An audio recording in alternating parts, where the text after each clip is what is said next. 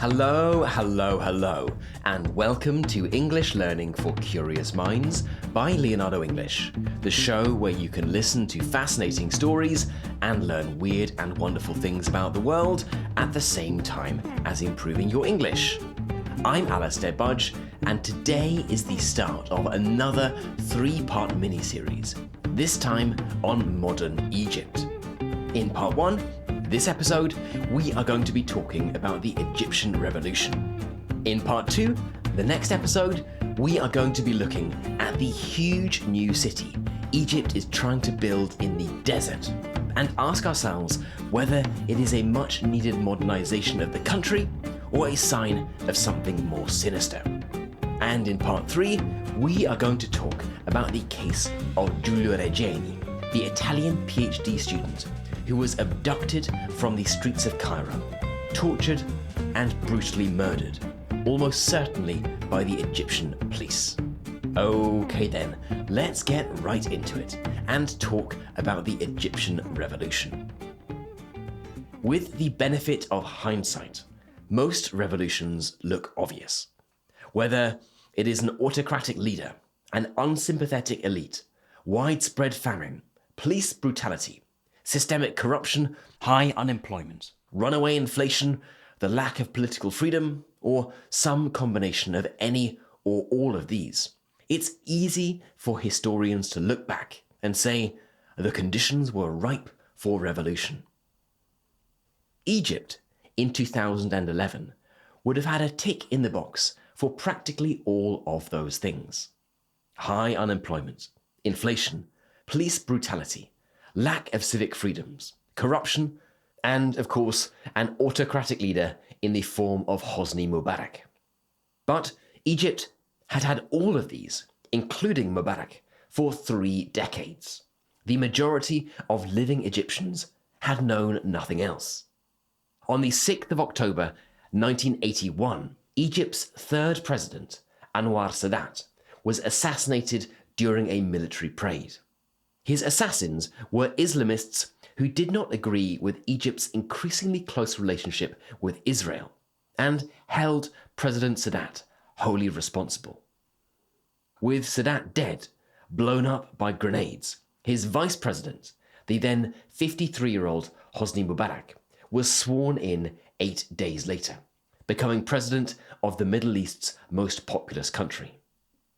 Mubarak used the threat of Islamic extremism to continue the country's state of emergency, which gave the state heightened powers to arrest, detain, and question if there was even the tiniest inkling of wrongdoing, and, in many cases, even if there wasn't. Protests were banned, political opponents were jailed, and the secret police kept a watchful eye on anyone who dared to whisper a complaint. For 3 decades, Mubarak ruled the country with an iron fist, using the military and security forces to suppress opposition and maintain control over the population. To the outside world, Mubarak sold himself as a steady hand, a stable and strong leader in a volatile region. Better a friendly dictator than, well, the unknown. And for a while, it worked. The West, especially the United States, propped him up with billions in aid, happy to have a reliable ally who kept the peace with Israel and the oil flowing through the Suez Canal. For Mubarak and his cronies, his family and his allies, life was good, very good. One estimate put his wealth at as much as $70 billion. On the president's official salary of $70,000 a year, it would have taken him 1 million years to save that much money. But perhaps he was just a canny investor. No, he was egregiously corrupt, and he and his allies siphoned off huge amounts of the country's wealth and stashed it in Swiss banks and foreign property. Of course, this was at the expense of the average Egyptian. Like in any highly corrupt regime, the loss isn't just the direct loss of money flowing out of the country to offshore bank accounts. It's the fact that business is harder. Foreign companies don't want to invest in the country. The corruption drags everything down. And beneath this international facade of stability, the Egyptian people were suffocating. In 2011, nearly 40% of the population still lived below the poverty line, scraping by on less than $2 a day. Young people, who made up a huge chunk of Egypt's 100 million strong population, faced a grim future. University graduates, full of hope, ambition, and qualifications, found themselves driving taxis or selling fruit on street corners because there simply weren't enough jobs. Inflation was eating away at what little money people had. Bread, a staple of the Egyptian diet, became a luxury for some families. And if you dared to speak out about it, well, the police were more than happy to remind you who was in charge, often with a baton or worse. The tipping point, or at least what most commentators see as the first domino to fall, came in late 2010, 2,000 kilometers to the west in Tunisia. A 26-year-old street vendor called Mohamed Bouazizi had been a regular target for Tunisian police. He was frequently hassled and shaken down for bribes, forced to pay money to the police. On December the 17th, 2010, the police came up to him again. It's not clear exactly what happened, and there are varying accounts, but most reports suggest that the police knocked over his fruit cart and took his weighing scales. With no way to make money, and still needing to pay his supplier for the produce that he was planning on selling that day, he went to the local governor's office to explain what happened and demand the return of his scales.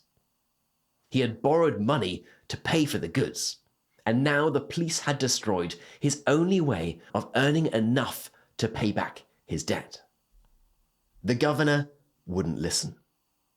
Bouazizi then went to a petrol station, bought a can of petrol, and returned to the governor's office.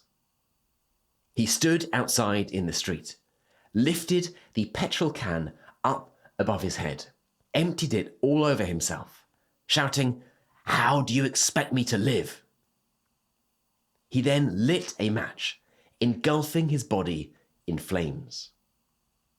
Watchers on rushed to him and were able to put out the flames. He was rushed to hospital, but he didn't make it. He died 18 days later. The story of Mohamed Bouazizi spread like wildfire. Social media posts, videos, and news reports captured the attention of millions. In Tunisia, protests erupted almost immediately, and soon the streets were filled with people calling for change. Within a month, Tunisia's president, Zine El Abidine Ben Ali, had fled the country. A dictator who had ruled for 23 years, brought down by the power of a single act of defiance. And as the news spread, so did the spirit of protest. In Egypt, the frustration and anger that had been simmering for decades were finally ready to boil over. Bouazizi was just like millions of other young people all over the Arab world, struggling every day to make ends meet, with seemingly no way out of the situation, and at the mercy of a corrupt police state. Add to the fire social media, Facebook, Twitter, and YouTube. These became powerful tools for mobilizing protesters, bringing people together, and sharing information. Facebook pages sprang up, calling for demonstrations, and videos of the Tunisian protests were shared widely. One page in particular, named "We Are All Khaled Said," became a focal point for activists. Khalid Said was a young Egyptian man who'd been beaten to death by the police, and his story had sparked outrage across the country. Then came January the 25th, 2011.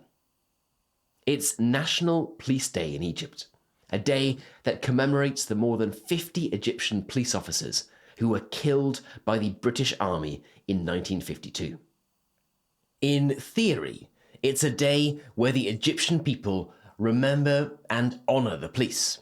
But this day in 2011 would be marked for a different reason.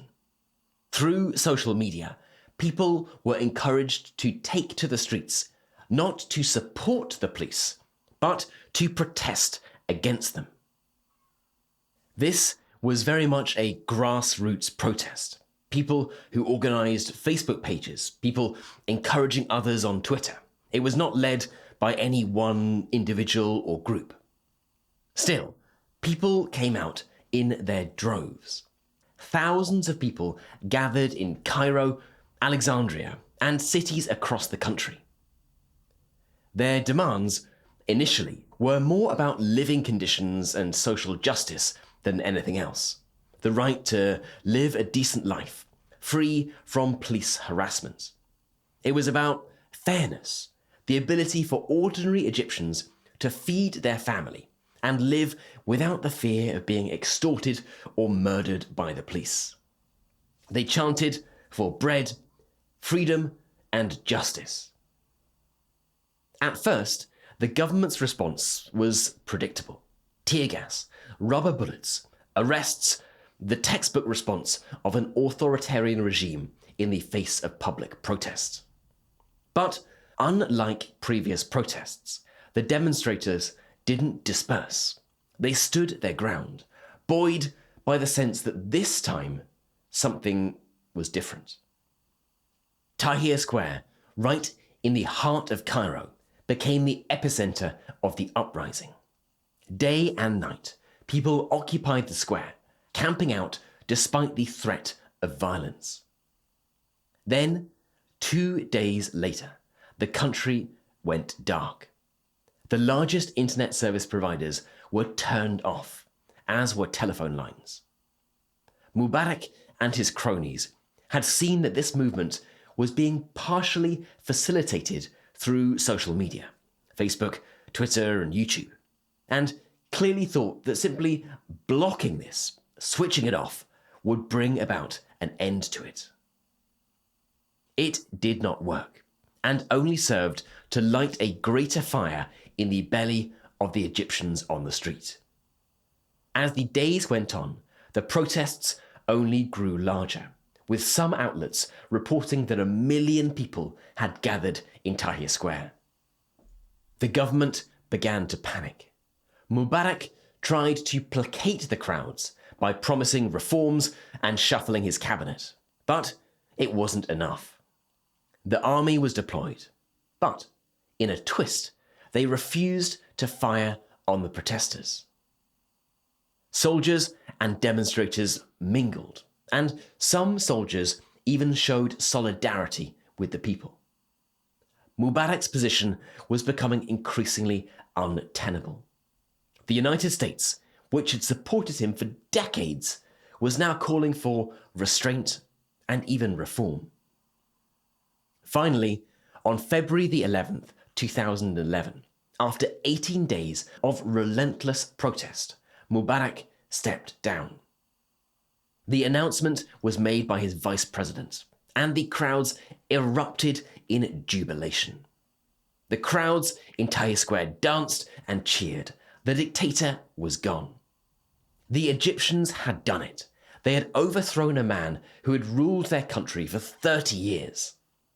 But the joy would prove to be short-lived. Toppling Mubarak was one thing. Figuring out what came next was a whole different beast. For several months in the immediate aftermath, the military stepped in to run things, promising elections. Meanwhile, political groups that had been crushed under Mubarak, from secular activists to youth movements, trade unions to fledgling political parties, They all scrambled to organize, sensing their opportunity. But the problem was that Mubarak had spent decades rigging the game, leaving only token opposition. And the main opposition, or rather the main apparent opposition, was the Muslim Brotherhood. This wasn't exactly a new player on the scene. It was founded in 1928 and had grown into Egypt's largest and best organized Islamist movement, preaching social justice through a large network of charities, schools, and mosques. For years, Mubarak had banned it outright, jailing its leaders and branding it a threat, yet letting it linger in the background as something of a bogeyman.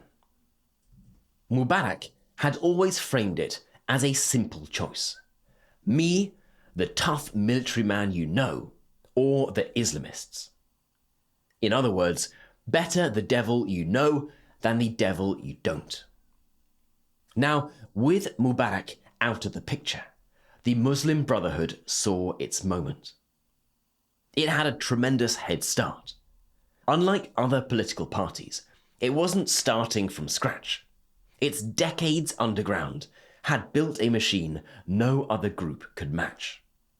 While secularists and youth rallied in Tahrir Square with passion but little structure, the Brotherhood had members, money, and a plan. Still, initially, it lacked mass appeal. Egypt might be a Muslim-majority country, but that didn't mean the majority of Egyptians wanted to be ruled by an Islamic group.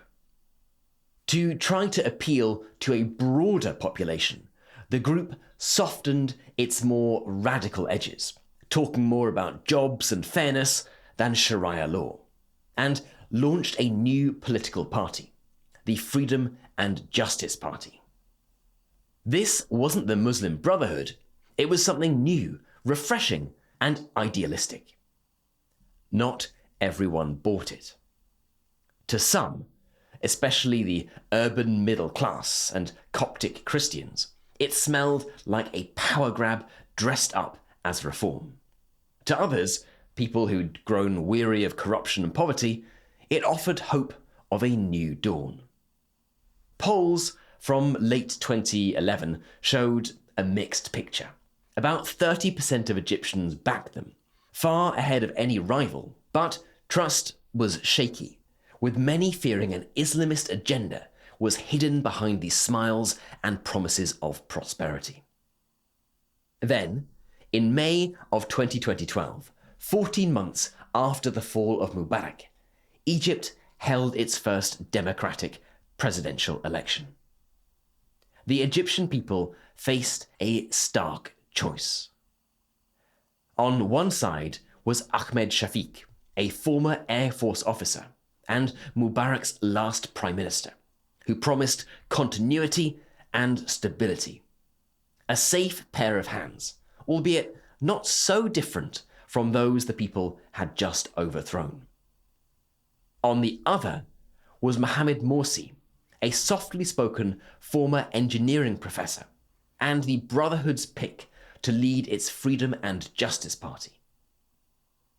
It was close, but Morsi scraped it, with 51.7% of the vote to Shafiq's 48.3%. Turnout was just over 50%, so Morsi won the votes of around a quarter of the country's population. The Brotherhood had seized its chance. For the first time, Egypt had a democratically elected president, and Morsi promised a new era of openness and reform. But he'd inherited a country on its knees. Tourism was practically dead. Foreign investors had bolted, and bread lines were sparking riots. Morsi, like many political leaders, found that governing the country was a lot harder than winning the election. The Muslim Brotherhood had spent decades as an underground movement, organising charity networks and building grassroots support.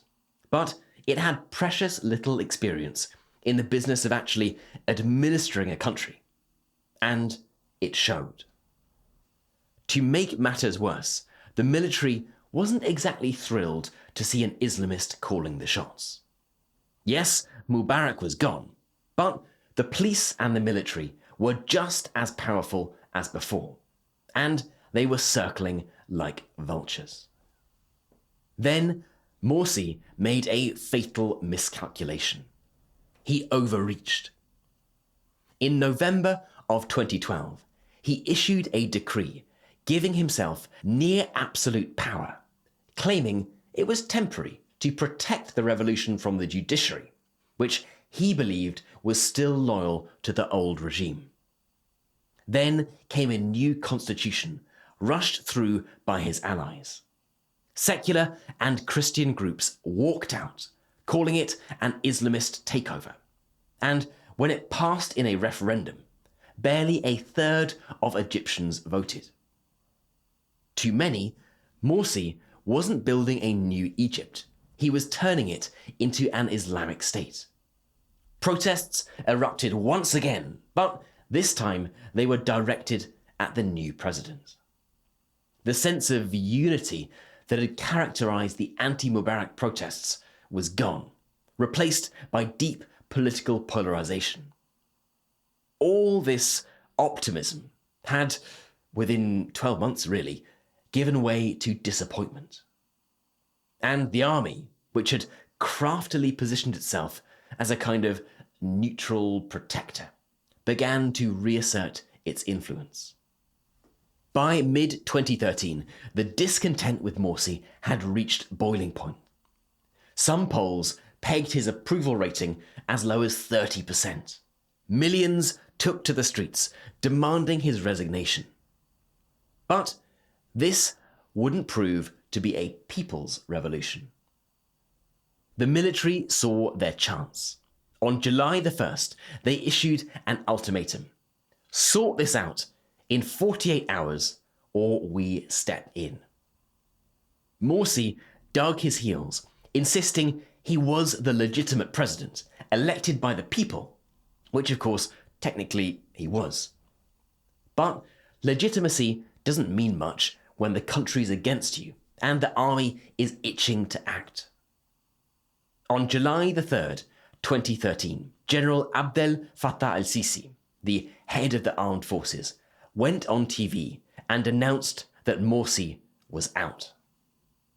Morsi, it seems, did not have much of a say in the matter. Tanks rolled into Cairo. President Morsi was arrested and an interim government was set up. Sisi, this stern-faced military man with a knack for staying in the shadows, suddenly became the face of Egypt's next chapter. To Morsi's supporters, this was a coup, plain and simple, a betrayal of the democratic dream they'd fought for. The Muslim Brotherhood and its supporters organized sit-ins demanding Morsi's return. For weeks, they held out. But on August the 14th, 2013, the military cracked down.